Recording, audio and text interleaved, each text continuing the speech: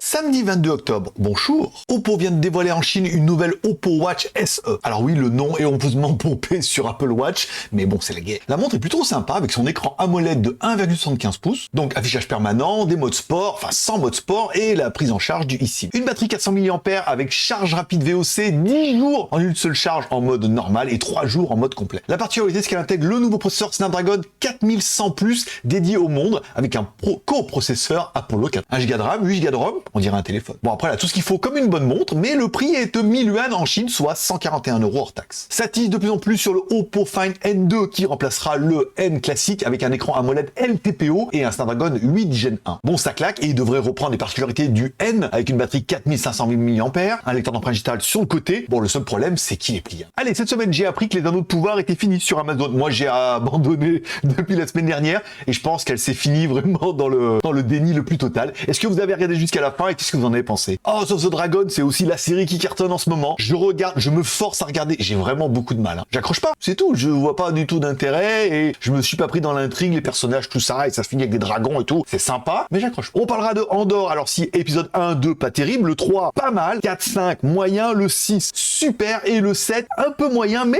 ça ouvre une autre perspective en disant l'Empire, oui, contre-attaque, je ne sais pas. L'Empire, oui, mais par contre, comment c'est géré?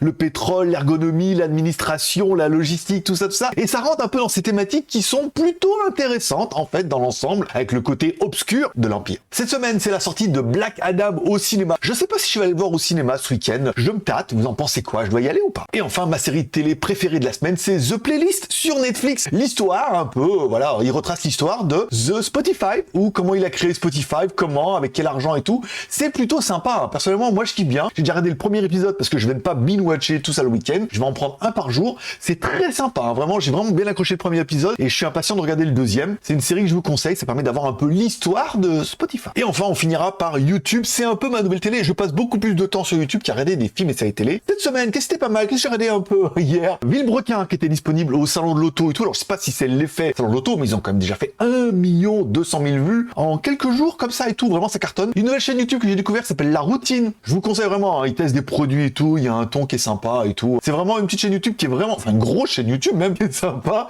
Et je vous conseille de regarder. Si vous connaissez, n'hésitez pas à me dire en commentaire, bah, vous connaissiez déjà. Tesla News France aussi, où ils parlent un petit peu des news Tesla et tout, surtout là, un versus avec la Chine et là, comme ça. C'est très racoleur, mais ça permet un peu de parler d'électrique puisque ça arrive sur GLG Review. Et enfin, Greg MMA, parce que je m'appelle Greg, mais mes rêves de MMA sont partis avec mon double avant-bras cassé. Un combat, encore une fois, cette semaine et tout, c'est bien, c'est distrayant, il y a du beau combat, j'aime bien son style et tout, voilà. Encore une fois, j'aime bien Ultimate Fighting aussi. Vous me direz ce que vous regardez sur YouTube. Et voilà, c'est tout pour cette semaine avec ce résumé qui était un peu plus long en fin de semaine. On se donne rendez-vous demain pour le reste des news. Merci à tous ceux qui sont abonnés sur JT Geek le blog, vous êtes de plus en plus nombreux, ça fait kiffer grave.